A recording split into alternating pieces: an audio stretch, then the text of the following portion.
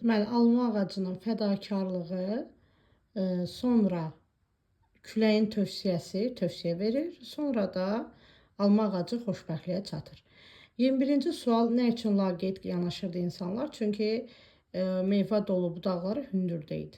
Yaxşı ki, birinci götürdüyünü götürməyib də, yəni qeyd eləməyib. Alma ağacı obrazına aid iki xüsusiyyət göstərin. Alma ağacı fədakar idi, dözümlü idi. Məsələn, dözümlü olar, sevindirən, əslində insanları sevindirirdi. Yəni, bunu da məntiqli cəhətdən götürüb, daha çox fədakar və digər, məsələn, bu tip sözləri də götürə bilərik. Keçirik ikinci mövzumuza. İkinci mövzumuz Marco Polo'dur, publisistik üslubdadır. Yenə də burada məcazi mənalı sözləri axtarırıq. Can atmaq, bir də qələmi almaq. Qələmi alıram, mağazadan ala bilirəm, amma yazıram mənasını verirsə, bu iki anlayış, iki söz bir anlayışı verirsə, bu deməli məcazi mənadadır. Bu düzdür. Sonra Marco Polo'nun Səyahətləri adlı kitab necə yarandı? Burada da qeyd edilir ki, müharibə başlayır və burada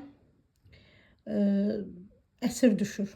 Əsir düşəndən sonra orada bir yazıçı ilə tanış olur. Təbii ki, müharibədə əsir düşməsi bu şəraiti yaradır.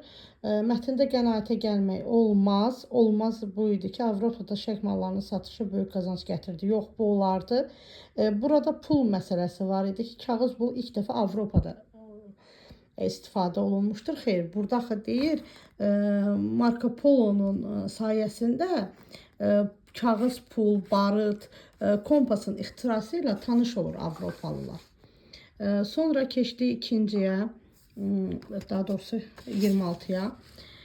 Mətnə əsasən Avropalılar ilk dəfə Marco Polo'nun sayəsində bilik əldə etmişdir. Kompasın mövcudluğu, dövriyyədə kağız pulların istifadəsi düz yazıb da edir. Sonra elə bir bulaqdır ki, gözündən çağlayan bol yağla yüz gəmini bir yerdə doldurmaq olar. Bu yağ yeməyə yaramır, lakin yandırmaq üçün, eləcə də qaşınmadan əziyyət çəkən adamlar dəvələr üçün bir məlhəm kimi yararlıdır. Bu yağı daşımaq üçün uzaq yoldan insanlar gəlirlər. Deməli, həmin o hissəni burada Bakı nefti ilə bağlı belə bir yer var idi. Qara maye, neft haqqında məlumat vermişdir. Həmin bu.